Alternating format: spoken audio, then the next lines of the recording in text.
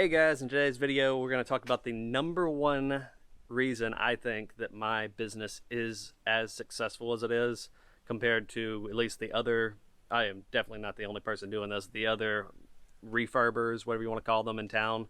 I do a lot more business than them. I make a lot more money than them. My stuff sells for more, and what the difference is between my business and their business. And I have a million little tricks. I have my trade-in program, how it works, how I advertise, how I hand out cards, how I do everything. Is a million little tricks, but I think by far the biggest reason, and some of you will disagree with this, is people skills.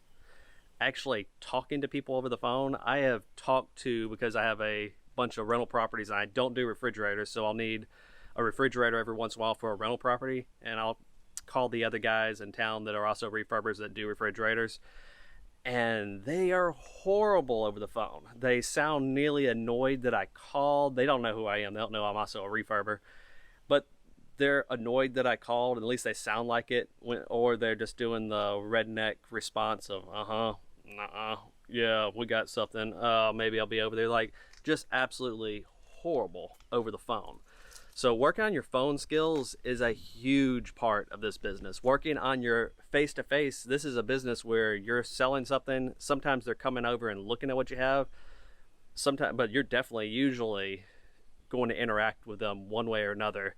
So you need to get good at face-to-face interactions with people. And it's super easy.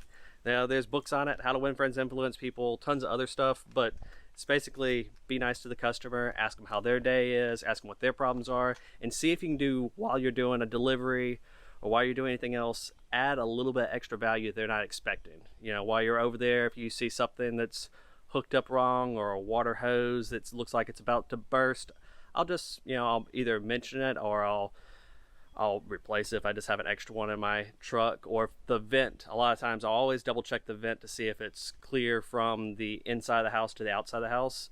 And I'll just tell them, hey, I do this free service. I'm always double check to make sure the vent, and it's also for me because I don't want my dryer to burn up immediately after I leave because it's completely blocked up.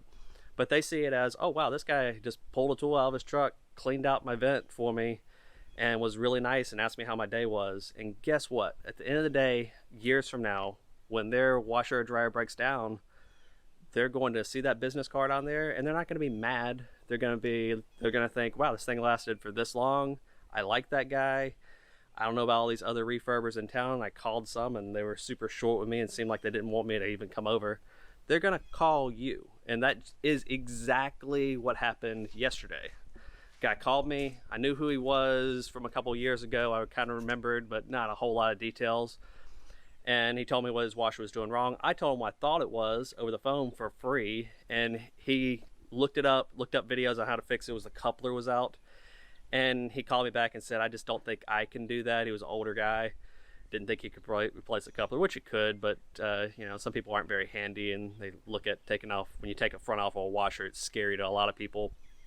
So I understand, but he asked what I had, and I reminded him about the trade-in program, and he's like, oh yeah, do a trade-in and I'll do a free delivery. And I literally, he had me take a picture of what I had. He didn't come over to my house. He trusted me to pick out a good one for him. And I didn't rip him off. I picked out the one that was, to me, in his price range and the best shape that I thought would last the longest, which was the best washers ever made. The regular, what are they called?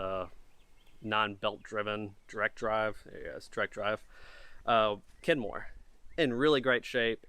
Everything's working perfectly on it. It's real clean. So that's the one I gave him, and I knew that it was working 100%. So that's when I got him. He was happy.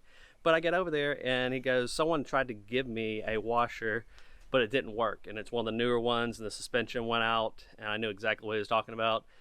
And he knew that I give $20 off per, and I mentioned him that, and he still didn't even want it. He said, no, you can have it. You just have it. You're such a nice guy, and you helped me do all this other stuff, because I helped him clean out his vent and make sure everything was clean and good to go.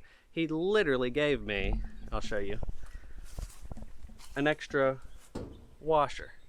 Just gave it to me. Here's his trade-in that I originally gave him, and my business card's on it years ago.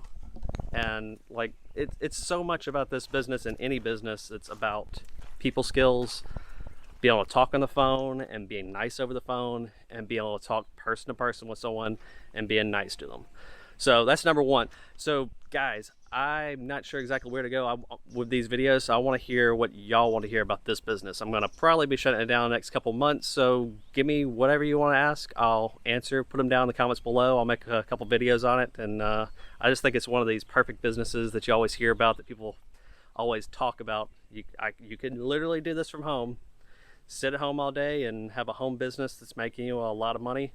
You know, you get one for 20 bucks, or you get one for just free delivery, and you kind of get it for free, and you get to drop off one, and then you fix it up and sell it for 200 bucks, 220 bucks, 250 bucks, depending on what it is.